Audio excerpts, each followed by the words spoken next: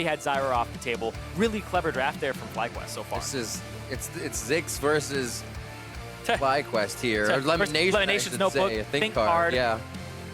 And wow. then Team Comforts, they all have a lot to say in what they want to play. The Kindred didn't just come out from the notebook or anything like that. It was just the brains of these guys just wanting to play that in that moment. All right, the Varus this time.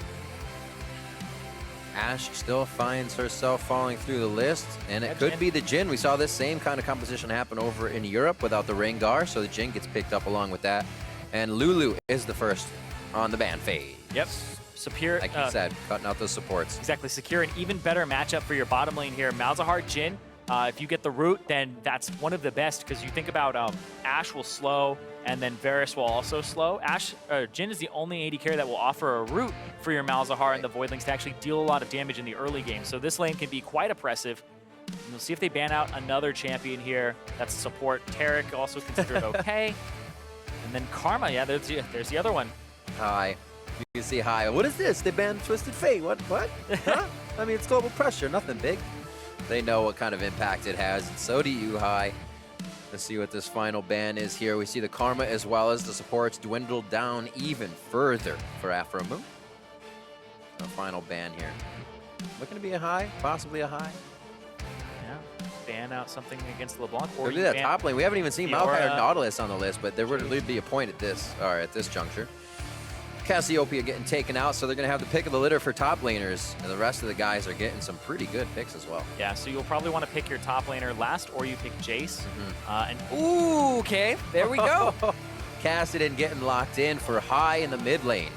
So an explosive possibility here, and also dangerous, picking in a Kassadin mid laner.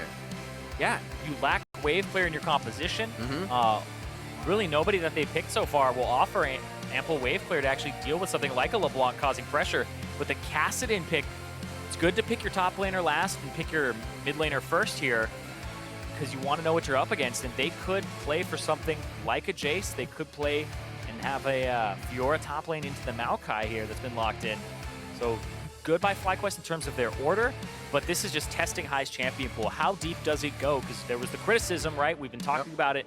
Does this guy play a lot of champions at a good level? They're in his pool, but how much of a mastery do he have over them? Cassidy, I would say, probably pretty good. You think back to the season 3 days of banned every single game. Ooh, is that locked? That is locked. That is. Zillion.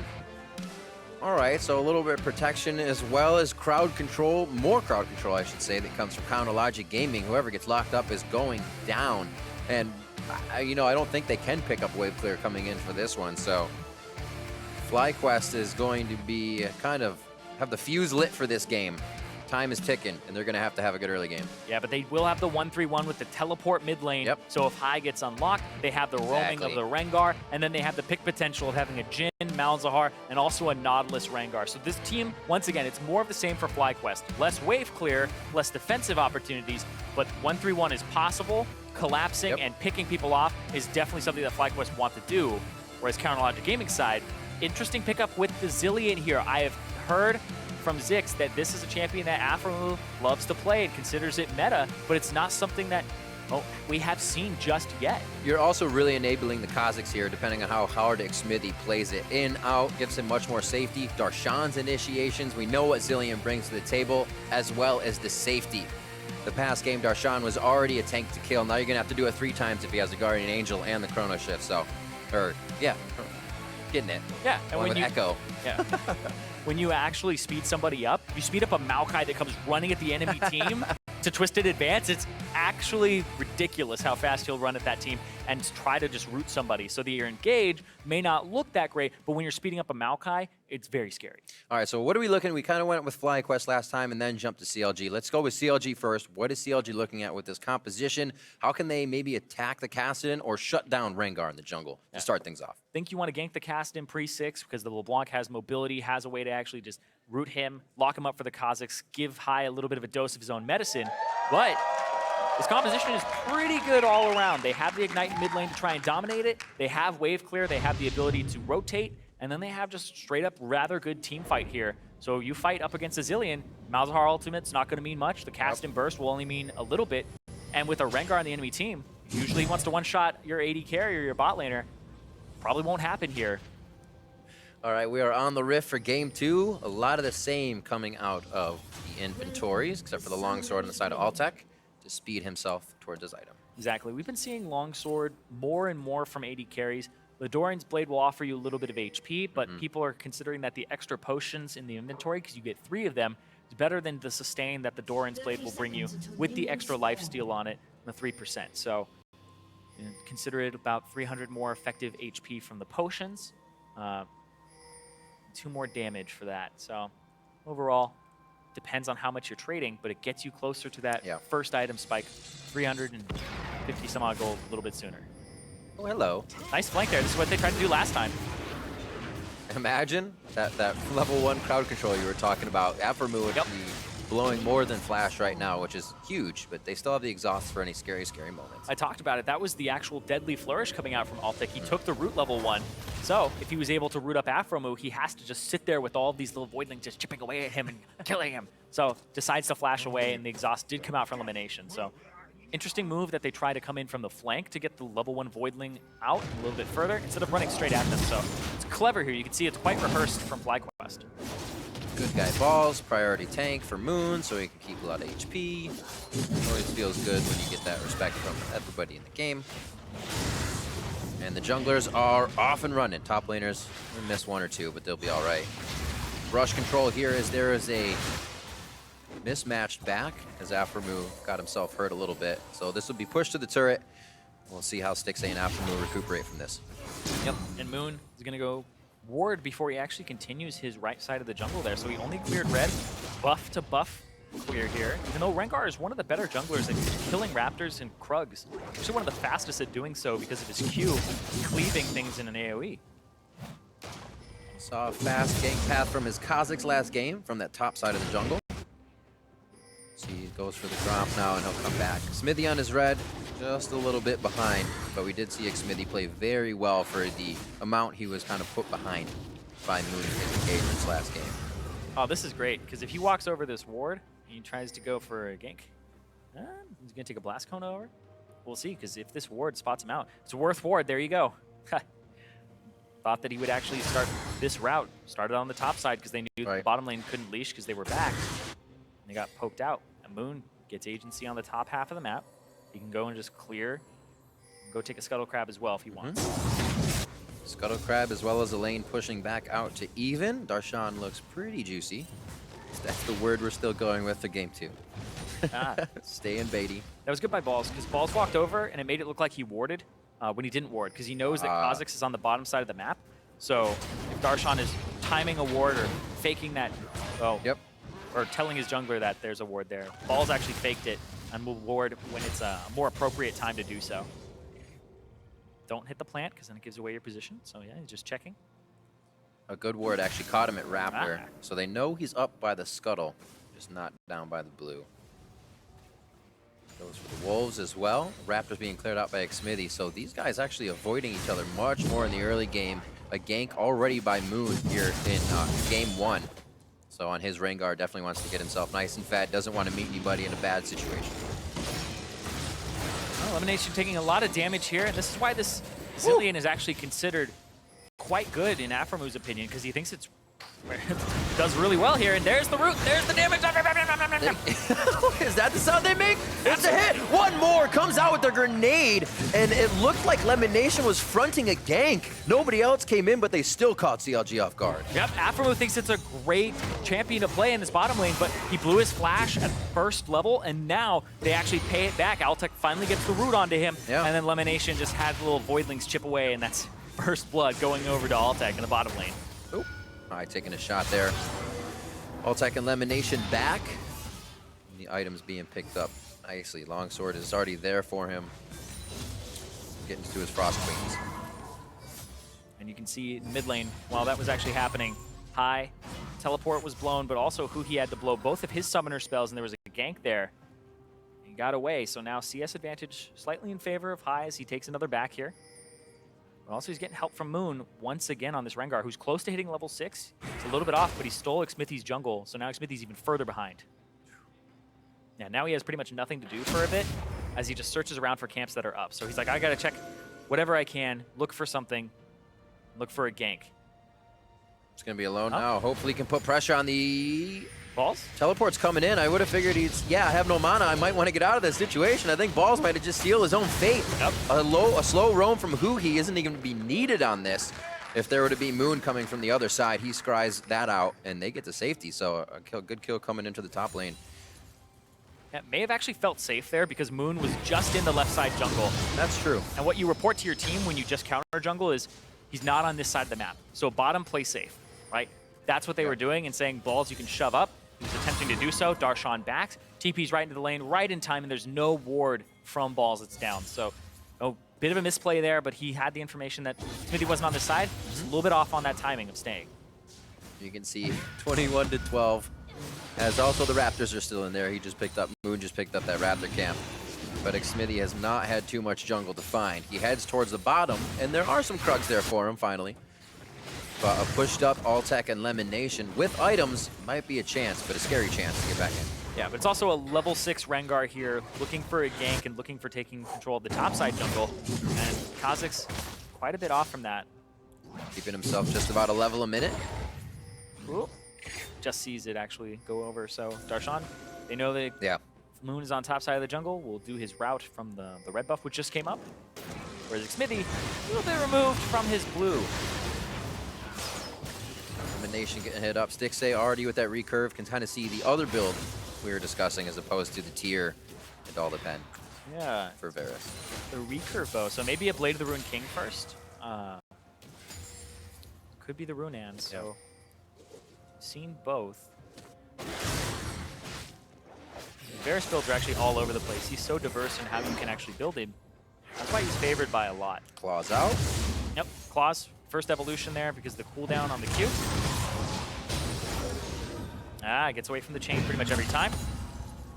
So this Cassidy pick, another thing that High seems to maybe have had up his sleeve. It's incredible when I watch these players and I just think, oh, people used to criticize them for their champion pool. They've been playing for years now.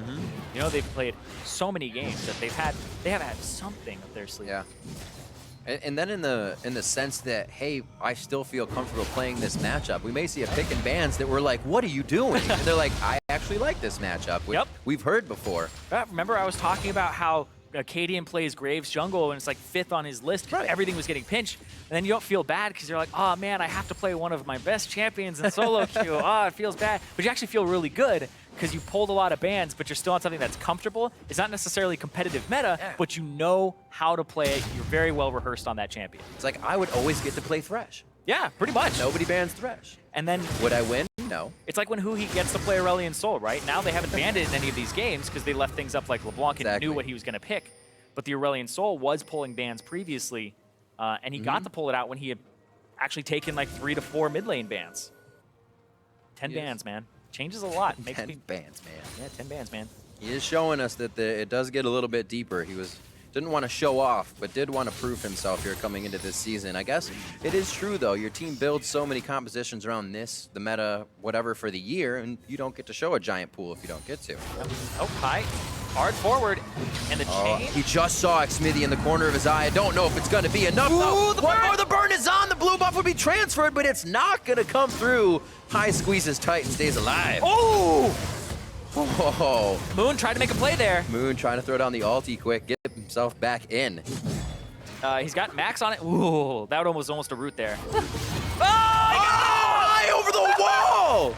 Making it look juicy. That was sick! He went over the wall and just threw him a Q! That was amazing! Comes back in, he made it look juicy, Rip! It made it look so good. We're gonna have to get another look at that one. This team, they make everything look like they're just in trouble, and maybe they are sometimes, right? These are large risks. That was really good. Woo! Used the flash, and then got the ignite. This right here. He was backing the whole time. It's called the High Moon. It's High Moon. It's High. It's the tag team that comes in. Oh my word. Easy. Easy. FlyQuest represent. Oh my god. They have those new jerseys too. They just got them. Look and Fly, new threads. They're able to come through with some kills as well. And Moon, once again, back to the mid lane to make sure High has a bit of an easier time, but as well be there for a counter game. Exactly. Smithy was like, all right, Huhi, this is a matchup that we want to snowball, because if the casting gets off the ground with the teleport, how do you even split push against this in a 1-3-1? You have to pick off the 3 members and use 4 against them, so then you are outnumbered on one of your side lanes, you start slowly losing a turret, and it's like an inevitability of having a Cassidy that's fed, or at least ahead. And really good by Moon to just sniff that out, see it coming. High plays to the top side where Moon is, and then Smithy comes through. Doesn't quite get it. The red, like basically if that kill goes over, if that red buff ticks just enough, none of that happens and they just get a kill. Yeah, right? That would have been much, much different. A little bit of a nature walk here by FlyQuest. They get out safely. All pamphlets were signed by parents. Everybody is approved. 11 minutes in. Dragon, the first one going over. They've been back and forth within this game. I should say series. About 2 dragons to each team last time. First one's going to go over to FlyQuest. We'll see what pace that sets.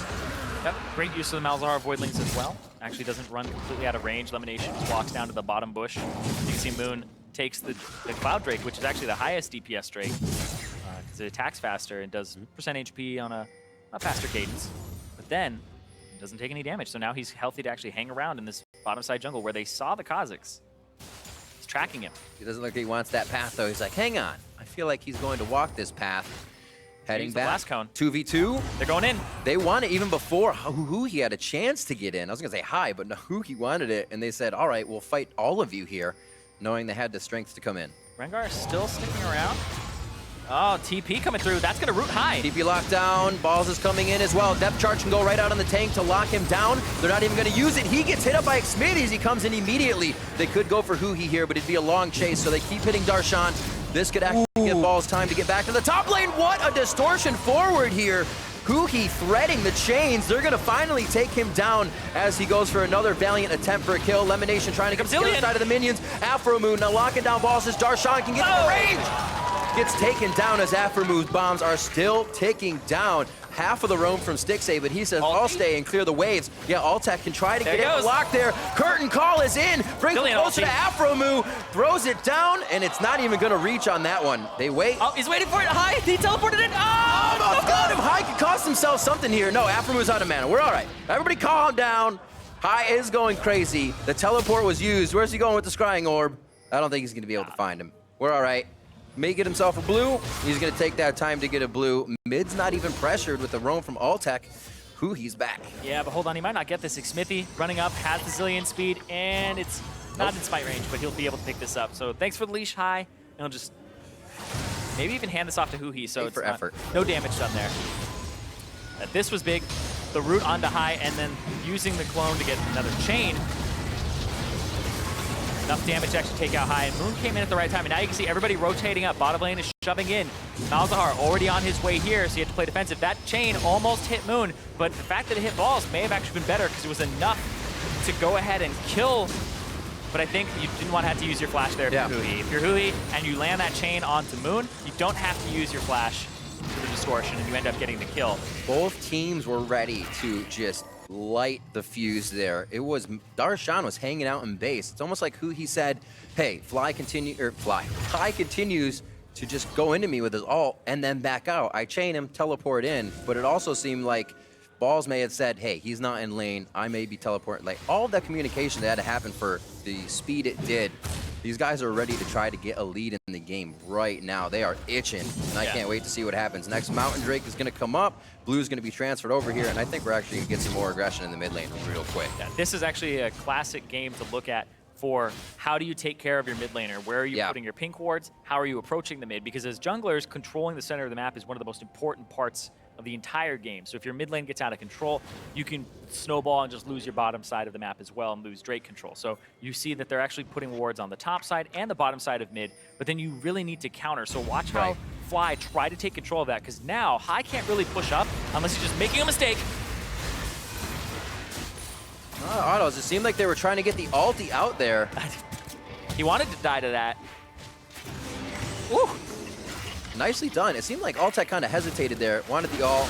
They played it. They get the ult out of Afromu, and we'll see how this actually plays out. They're looking for a 4-man dive on the bottom side of the map here. They're already leaving. Or Altec elimination. They're like, I don't like this situation. You can see they just have full control of the mid, which gives them control of the right side jungle. Rengar has no idea what's going on, and High also has no idea what's going on that side of the jungle. There we go. The help from Moon as well, though. And the vision from High gives them just enough information to say we can hide under turret. That'll burn down. So the Scuttle Crab control over as 2 minutes on to Dragon now goes to CLG to try and start this fight and get some summoner spells. It's a strange flank. Tried to use the clone to go through. Now they're just jumping onto Smithy. You can still see him. He's in. One flash over. High is going to follow the rest of the team. Very nice Deadly Flourish. Getting a few more assists in the pocket for FlyQuest. Yep, I believe that was blind as well, because that was not their control ward. Just threw it into the bush. Ended up landing. So they trusted. They used their abilities, their flashes to go over and follow and finish off that kill. High, not online yet, but has not been shut down. Rod of Ages is stacking up for him. Yeah, Blade the Ruined King first for Stixay, so it's that other build. That other build for Varus. One that Captain Jack, I heard, was using. The Blade of the Ruined King first for the attack speed. Just getting more and more on hit damage there. The Shred tanks also stay quite healthy.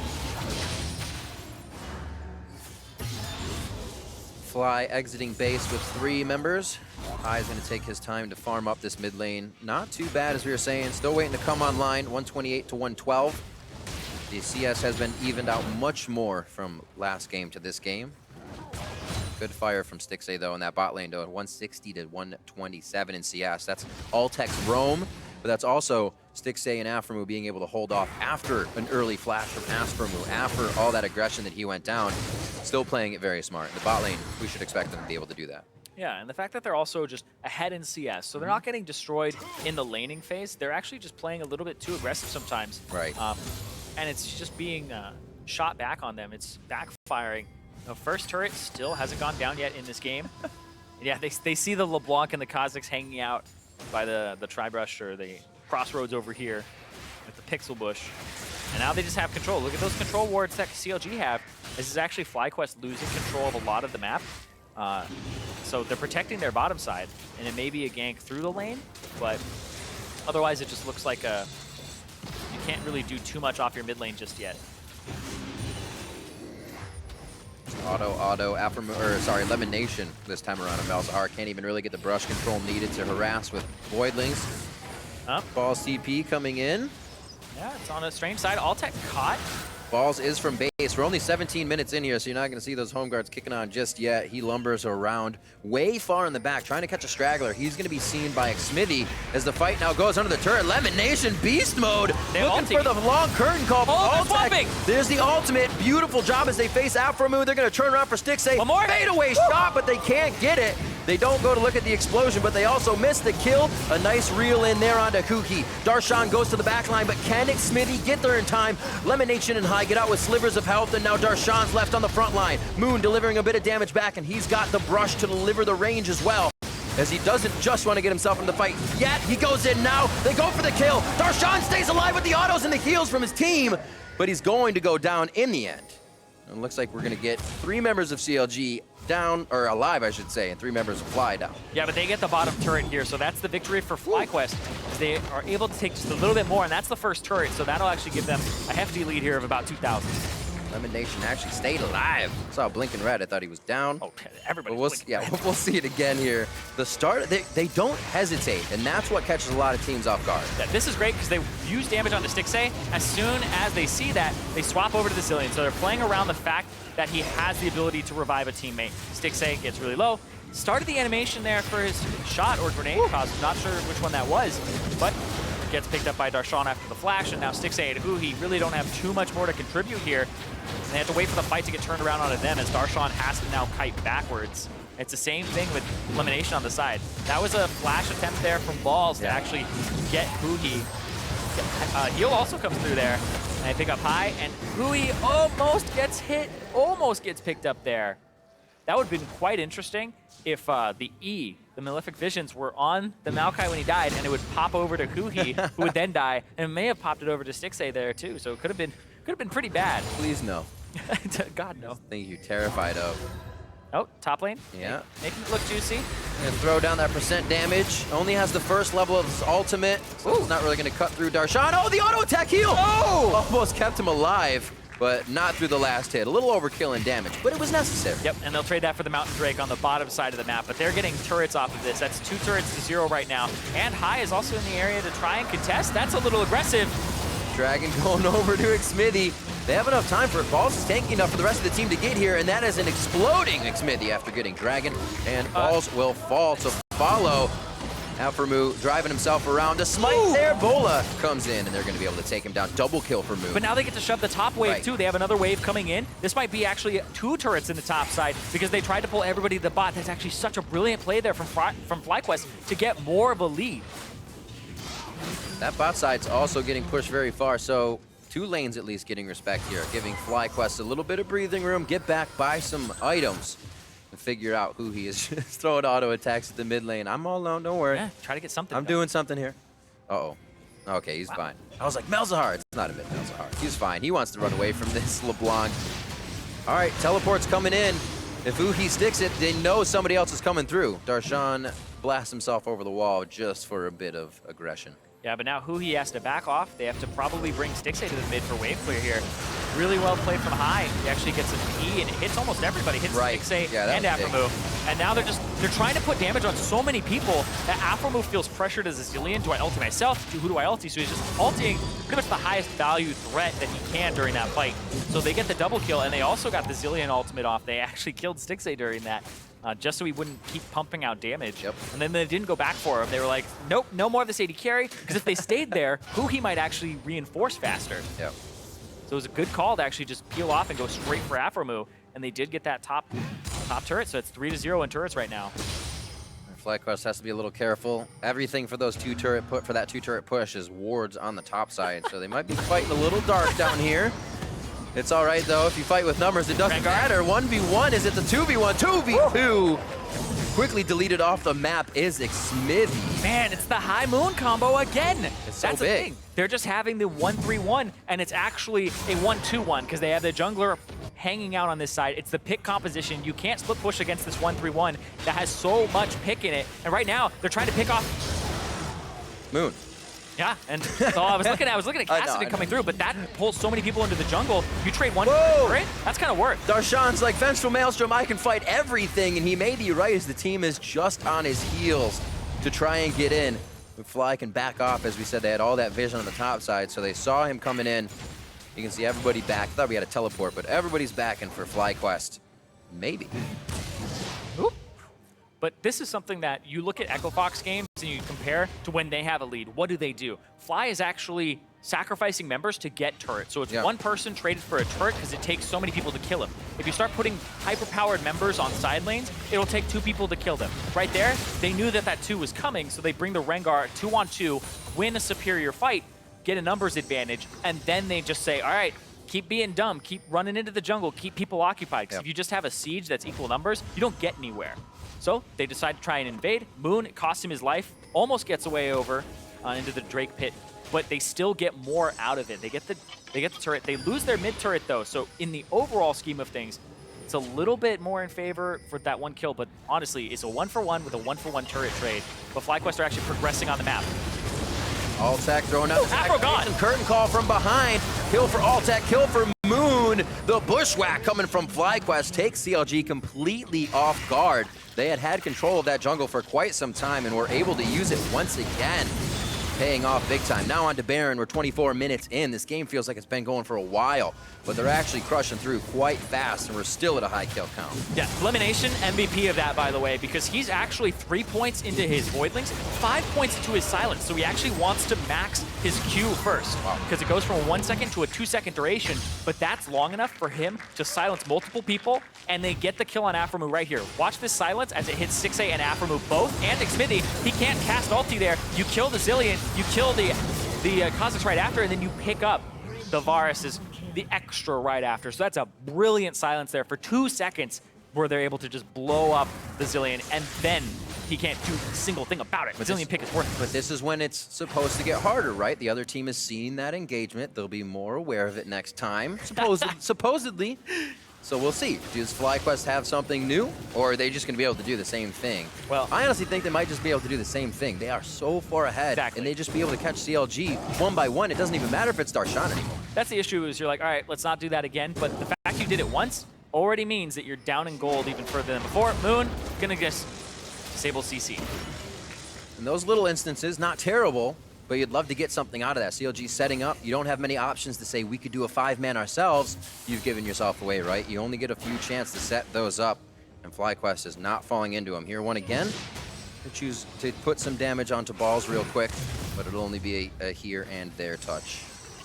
I actually really like what Elimination was doing with the 3 points into the Voidlings. A lot of people will max it first, but the fact that the duration of the silence goes up, this random tangent, because I love it so much, is where he actually thrives in these fights. He's throwing out the suppression, he's throwing out the silence, and it's quite annoying. So he hits it a lot faster than the level 13, where that may have not been the possibility. He may have left up an extra fraction of a second. Altac, I love it. He's double activating every time he says, Yo, Moose is on? Yep. They're activatable. Let's go. And hit your Edge of Night as well. So he's going for the full lethality build. I feel like players do this to us all the time. It's like, man, lethality feels awful. And then as soon as we buff it, they play lethality on the previous patch. Like, all right, let's get used to this. It was good all along. Man. And now it's like, okay, this will probably be the Jhin build next patch, right? Right. Because Edge of Night is even buffed then too. God, he was so smart. He was so smart. He fooled us all. Oh my gosh. Well, 4-1-2, it seems to be working out for him, but an 8-2-2 Moon out of the jungle on this Rengar. It's like any Rengar's getting a new name throughout the season here. Oh, Rengar in general is just so ridiculous, but the fact that they were saying, Moon, we trust you with this champion, we don't care if we give up LeBlanc for this, we have something in store.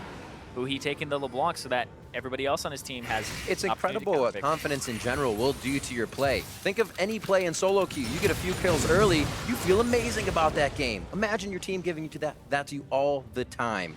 You're never going to want to not initiate. They're always behind you, and we can see that. The high Moon combination going around, balls right on top of these teleports these games, as well as Darshan when they go to initiate. So it's been for some made for some great fights. Yeah, and Moon, I mean, he went for the build where he builds Deadman's third as opposed to second. We've seen some players go Warriors into Deadman's, but he's actually getting the Youmu's on top of it. And he's sitting at about 300 attack damage right now without any Infernals or anything like that. He has one more stack on his Bone Tooth necklace to pick up. They just wanted to wipe Booty there, too. Yeah? Well, that's the thing, right? Run towards where High is on the other side. Baroned up minions, not taking a whole hell of a lot of damage here in front of the turret. The curtain call, they don't like the show. CLG turns around real quick. Yep, but now Huhi walking up, High says pull back, but they might see right there, even Balls doesn't want that. I think that call was right. Yep. Bit of a pullback. High has a lot of aggression on the bot turret. He is focusing Huhi right now. Oh, he missed the chain. Goes forward, yep. It was on a minion. Clone comes out. He'll be fine on that as the passive wears off. And it looks like the bot lane, bit of control for Fly, but they back off. Yeah, this is how High loves to split push with 1-3-1 compositions or even 4-1 comps, because he just tells you when to siege, he tells you when to back off, and he tells you when the guy just even steps out of vision. So as soon as Huhi leaves his vision, he says, back up, I'm going to push forward, because Huhi can't stand against him. And if he pulls Kha'Zix up to the top lane and it's a 2-on-1 not in favor of High, then he just tells them to shove in. You guys have an advantage. It's one of the most kind of like, it's basically, I wouldn't say simple, pull, right? It's pretty fundamental once you get to it, but yeah, it's the yo-yo. I call it the yo-yo. Yeah. If I'm going in, you're kind of pulling back. If we don't see anybody, you get out, I create the pressure, and the yo-yo effect. And once you can do that, games become much more in control for you. Exactly, and it should be like that. You think like, oh, everybody can do that, but it's just the constant stream of communication. It's actually hard to continuously do. It's harder. It's hard to do because sometimes you call that he's not there, and then he's just actually right out of vision. So you don't know exactly what to do with it. But High right now, he's gonna say, all right, there's two here. Go ahead and shove up, and you can see they start getting control of the bottom side. Maybe they go for a flank or control this. They actually might try to cut it, being one of the last outer turrets. Yep. Incredibly hard to defend if you have a team with a Nautilus coming through. Oh, nice damage. Yep. He got that Mimic. But now they actually don't have anybody in the mid lane right now. They're just spreading out, making sure they have complete control over the bottom side. And Counterlogic Gaming on the back foot, 10,000 gold down at a 29-minute mark. And right now, FlyQuest are looking like they might go 3-0 to start off week 2.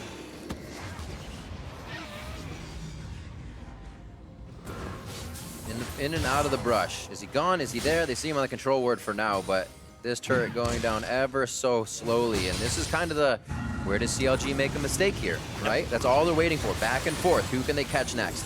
Moon is using the ultimate for pressure. So is LeBlanc going to stay? Now LeBlanc will see, hey, I have the icon over my head. Cool. Yeah. And they see that the Zillion and they see all those guys moving around. Well, maybe just push up mid, see what happens here. The Zillion shows. Top wave is pushing. It seems like... Oh, they're all backing off. So this might be a Baron control. Overstayed their welcome. They say, hey, we have waves in the top lane. We'll clear that. Go for Baron setup on Vision as well. They've kind of let the Vision go to the wayside. Whenever you're at the front door of a base, you have to remember that you still may have to back off, and you'd like Vision to do that. So FlyQuest setting it up around the map and probably be back at the front door real quick once again if his Baron isn't right now. Yep. Pick up the Scuttle Crab on Elimination's way back to get some more wards. It's actually in a very risky spot there. Oh. But Rengar doesn't have the ultimate available. They spotted Elimination. High's doing the blue buff. It depends on where he goes from there. Because if he goes down and starts split pushing again, it becomes a big problem. And Moon. Woo! Moon flies to him and flashes away. That was insane how far he flew towards him. But look at this. High is looking for a flanking teleport. It's going to get him about 2,000 units, but it'll be enough. Oh, did he bring it past? He hits Huhi and Xmithie now. That stops up the team. Stixxay line. From the backside, Aphromoo goes down. Stixxay's already fallen. 45 seconds on the timers here. FlyQuest was just backs, kind of moving out, trying to get the vision, and CLG said, we have enough room. Let's engage. FlyQuest bites down as fast as they left the base, and right again at the doorstep of CLG. Oh, and again, the silence comes out from Elimination to make sure that Zillion can't ulti there. Aphromoo maybe could have been able to do it a little bit earlier, but FlyQuest, they're going to get so much off of this. There's 20 seconds on Stixxay, 30 on Darshan as they start tearing apart the base. Don't have too many minions. Oh, they do have minions with them. They were hovering over, so that siege cannon minion will give them a little bit more time with this turret. Nothing's going to be hitting them to start off. They do say end it. 8 seconds on Aphromoo and Stixxay. There's not enough damage between the rest of the team. They go in. He's low. He gets taken down immediately. Xmithie once again forced to watch. Deja vu for him as FlyQuest is on the Nexus. They're trying to go for kills. They're trying to go for the damage. Who pockets the extra gold? It's going to be someone on the team. FlyQuest coming out with another 2-0 to start week 2. And FlyQuest moved to 3-0 at the start of week 2. That is insane considering most people said these guys are washed up. They're just playing from Challenger. They haven't had the competition. They are rusty. They have just shown that they can take down teams like Team Liquid, Counter Logic Gaming, that a lot of people had as playoff teams. Now as they move into the rest of their schedule, this gets really interesting. Overall, I have absolutely been loving the action in these games, and this may have been one of the most action-packed series with the continuous calls. We've been talking about a few teams being tempered. It leads to messy play. We get 50-minute games, but one of those teams was CLG. They've always gone late games. We know that, yeah. But FlyQuest is able to stop that once again. That's the thing right now. I feel like CLG, not once again. As they move to 1 and 2, they don't have that. They don't have that X factor. They don't have that magic. They don't have that person who's just gonna step up and carry. Yeah. When it was MSI, it was Stixay stepping up, carrying. Kuhi by the end of the split in summer, was looking better and better. And Darshan back in spring was having some great carry performances, and then it fell off with some tank performances in MSI in summer. So Counter Logic Gaming, they're looking for that extra pizzazz. They're looking for that magic again. And it just seems to be escaping them right now as Fly just starts surging through the standings with a 3-0 start, which is rather unbelievable so far. Really interesting ban phase as well, hitting Alpha Remove this time, and then, I don't know, I'm going to say, yo, I have the Kassadin for your LeBlanc, but the Kassadin into the LeBlanc, we saw that High was playing that really clean, ult out of every chain, and who he wasn't getting the engages with Xmithy that he thought he would. And again, Moon. Where is this guy coming from this season? Pulls out the Rengar this time, 9, 2, and 4, and he was all over this time. He wasn't just in High's lane. Yeah, it's a completely different look for Moon. He was in the mid game. Yeah, if you took nameplates off, I would never guess that that person that was playing this champion was Moon, because he's being really aggressive. He used to be the worst early game jungler in the entire league. Yeah. When Dardoch was #1 back in Spring Split 2016. Now it's a completely different look for him. I'm actually quite impressed with the way that Moon is playing.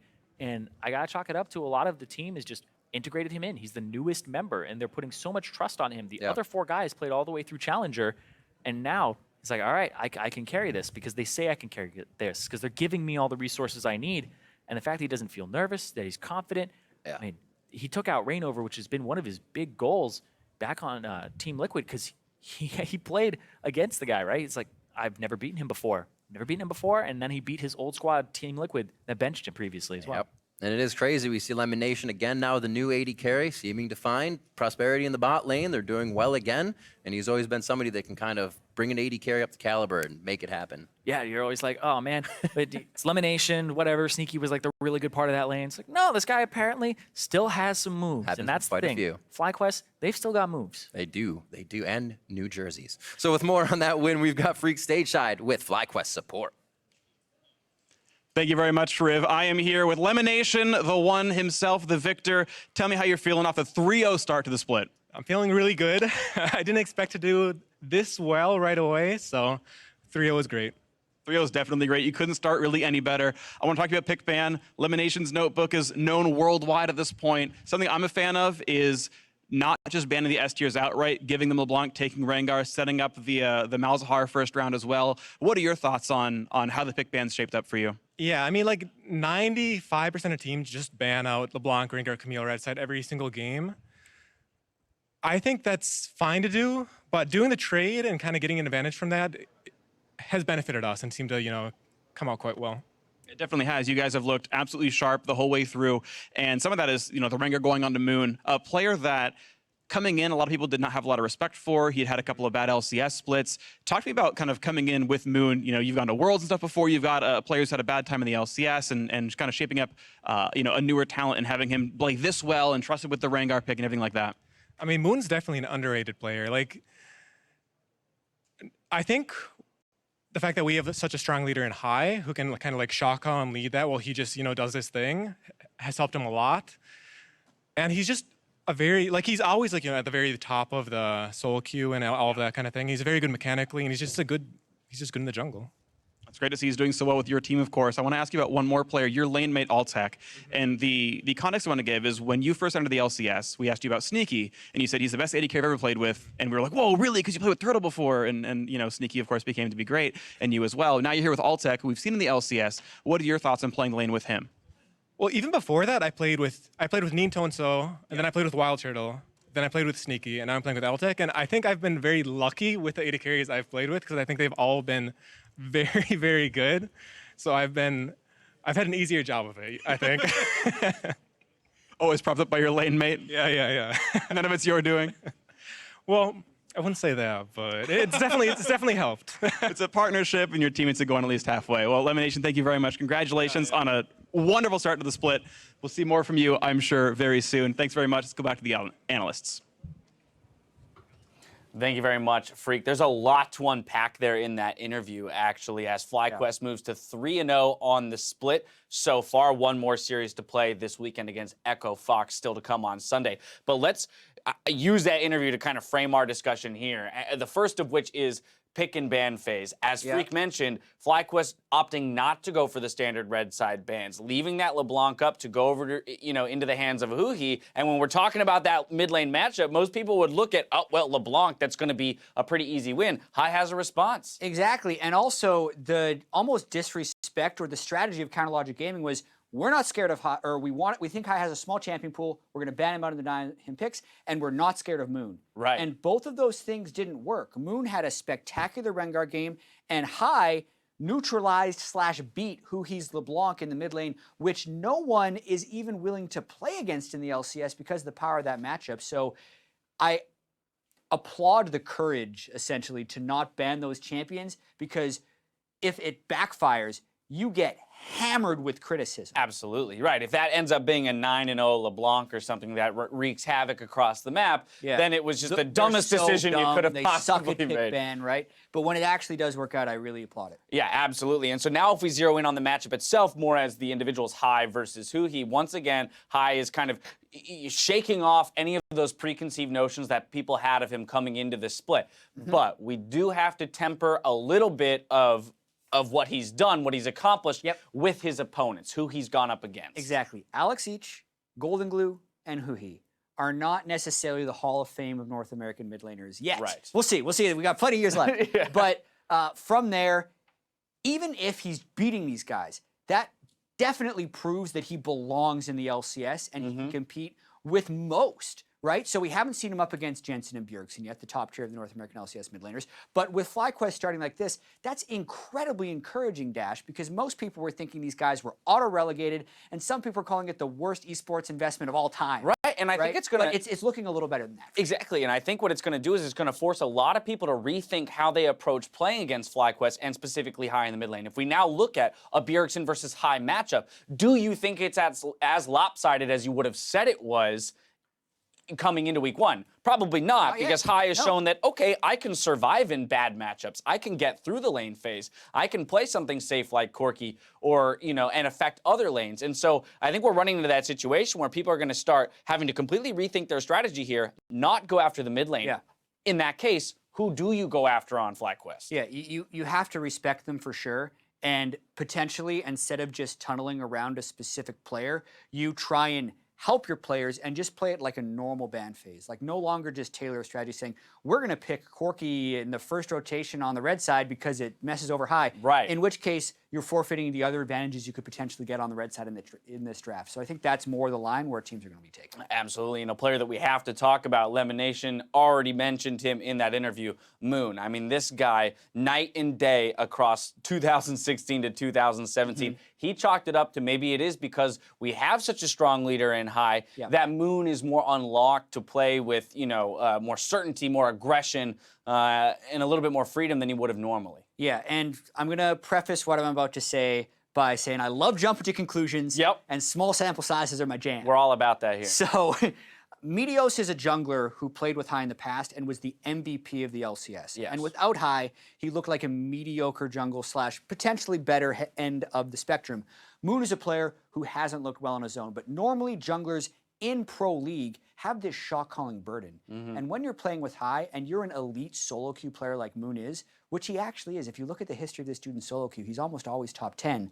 And then you can just port that over to pro play, and the other dude's directing where traffic goes, you could actually find success. So I really love that insight from Lemonation, and I want to see if Moon can kind of prove out that he's a good jungler in the LCS. Yeah, and then you end up all of a sudden searching for the weaknesses in FlyQuest, where coming into the split, people said, well, they've got a million of them. Just, throw a dart at the board and you'll probably hit a weakness of FlyQuest.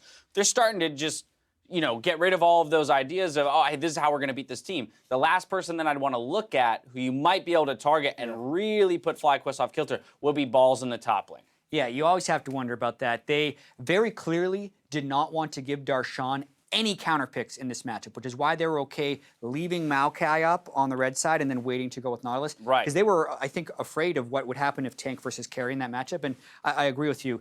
I'm also really looking forward to people looking back at this segment in 5 weeks if, they actually do turn into pumpkins. Right, exactly. Because we still don't know yet. We're done 3/18 of their regular season split. All we know is they're off to a really strong start. Yeah, we can only say so much here at the beginning, but we have to take a break for a few minutes. When we come back, it's going to be TSM, who hopes to topple someday, and Team Dignitas. We'll be right back.